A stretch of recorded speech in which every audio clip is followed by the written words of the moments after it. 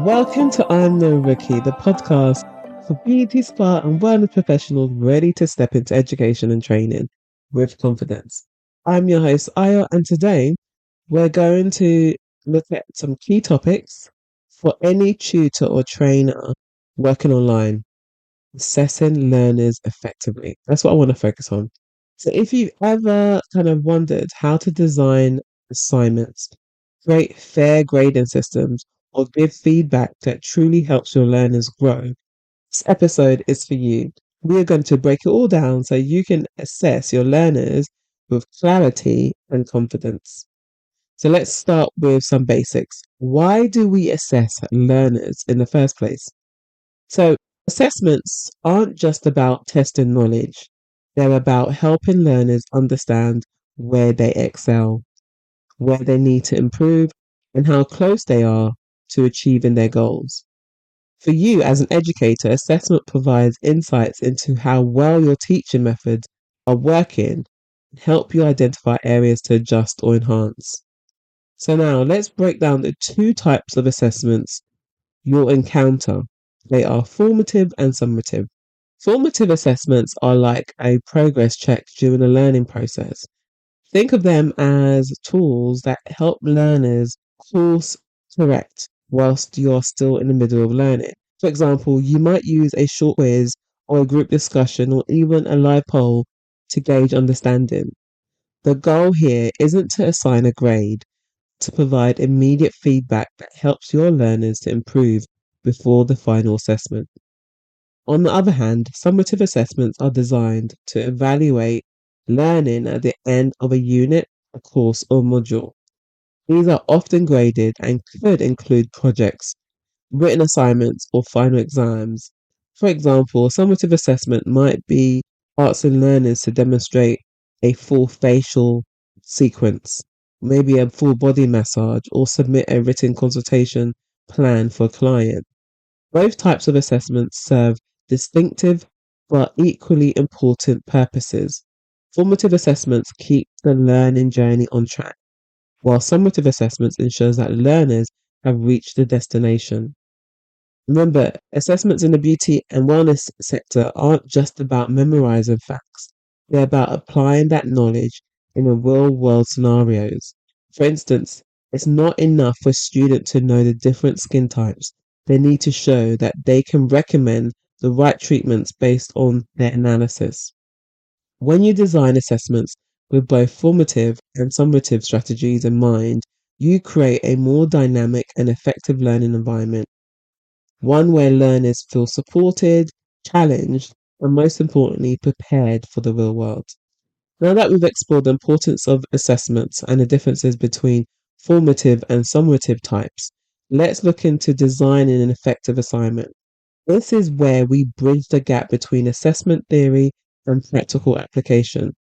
So when it comes to assignments, your approach will depend on the type of course you're offering. So if you're teaching an accredited course, particularly one that's off-core regulated or aligned with awarding bodies, your assignments will often be predetermined. The assignments follow strict criteria outlined in your training specification guide, which details the standards your learners need to meet to achieve their qualifications.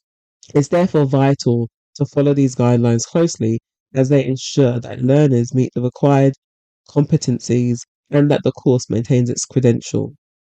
For example, if you're delivering a level 3 beauty therapy qualification, the awarding body might require learners to submit a detailed skin analysis report, complete with treatment recommendations. This is a criteria that's non-negotiable and it ensures consistency across all learners and trainers. But what if you are designing your own custom course, perhaps one that isn't tied to an accrediting body? This gives you more flexibility, but it also requires careful planning. The key here is to ensure your assignments aligned with your course objectives and delivers real value to your learners. Here's a practical tip. Think about what skills or knowledge you want your learners to demonstrate by the end of the course. If you are teaching a non-accredited course on client consultation techniques, for instance, you might design an assignment where the learners create a mock consultation plan based on a case study. The assignment should mimic real world scenarios that your learners are likely to face in their careers. So, whether you're working with predetermined criteria or creating your own assignments, remember this golden rule: clarity is everything. Your learners need to know exactly what's expected of them. This means providing detailed instructions, outlining the criteria for success, and where possible, sharing examples or templates to guide them. So keep in mind what we discussed earlier about formative and summative assessment. Your assignment should fit into this framework. For instance, if you're building up to a summative assessment like a final project, consider using smaller formative assessments along the way to help learners refine their skills and build their confidence. Assignments, whether they are prescribed or custom made, aren't just box ticking exercise. They're opportunities for learners to apply what they've learned, receive meaningful feedback, and develop their skills further. When designed effectively, they become an integral part of your teaching process and your learner's success. So let's talk about rubrics. Rubrics is an incredibly useful tool for simplifying assessments and making your feedback more transparent. So rubrics help break down assignments into clear criteria with performance levels, ensuring consistency and giving learners a roadmap for success. That said, rubrics may not be applicable to everyone. For example, if you're delivering an accredited course with a set assessment criteria for an awarding body, those standards will guide your grading process. In this case, your role is to align with the pre-established criteria rather than creating rubrics from scratch. However, if you're developing your own course or assignments, rubrics can be a great way to clarify expectations for your learners. Here's a quick tip. If you're using Google Classroom to manage your virtual classroom and assignments, you can easily create rubrics directly within the platform. Google Classroom allows you to attach rubrics to assignments, saving you time and ensuring consistency across the assessments. It's a seamless way to streamline both grading and feedback for your learners. So if you're starting out and you want help creating a rubric, AI tools like ChatGPT can also lend a hand. Simply provide it with your assignment objectives or criteria. For example, you could say, create a rubrics for evaluating a presentation on client consultation. Include criteria like clarity, professionalism, and practical application. It's a quick way to get a draft rubric that you can then refine to match your course goals and audience. Rubrics are an excellent way to provide structured feedback, helping learners see exactly where they excel and where they need to improve. By integrating rubrics into the assessments, you not only simplify the grading process, but also empower your learners to understand and act on their results. So once your learners have completed their assignments, the next critical step is feedback. Feedback isn't just about telling someone what they've done right or wrong.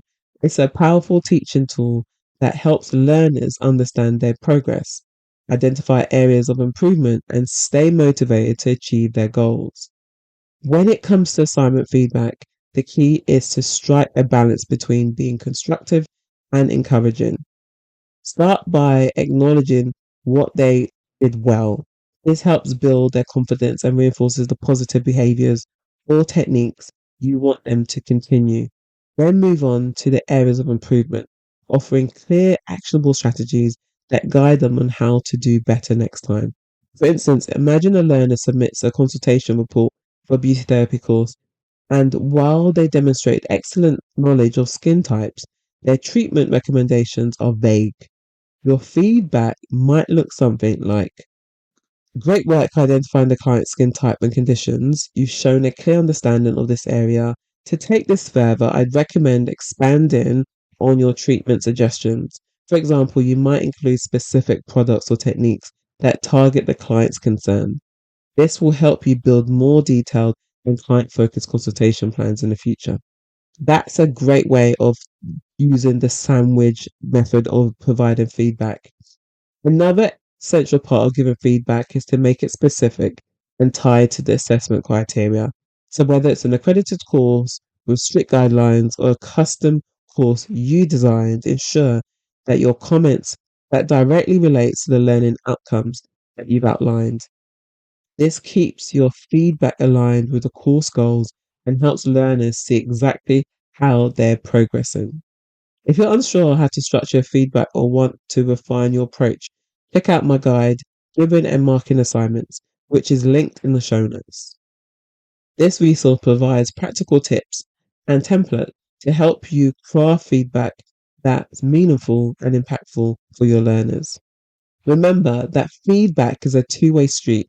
Encourage your learners to ask questions or to share their thoughts on your comments. This opens up a dialogue and creates a collaborative learning environment, even in the virtual setting. So we've covered the essentials, understanding the different types of assessments, designing effective assignments, creating rubrics to bring clarity and structure, and providing impactful feedback to help your learners grow. At the heart of all of this is one key principle.